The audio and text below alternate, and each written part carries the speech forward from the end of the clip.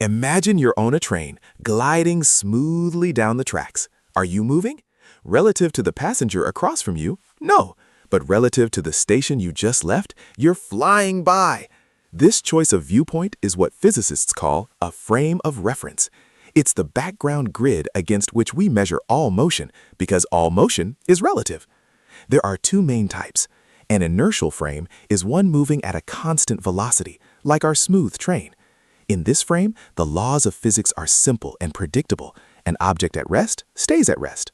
But what if the train suddenly accelerates or a car takes a sharp turn? You're now in a non-inertial frame. You feel pushed back into your seat, but no one is actually pushing you.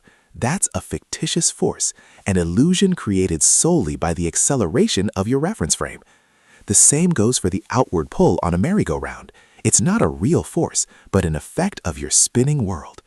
Choosing your frame is the first step to describing reality.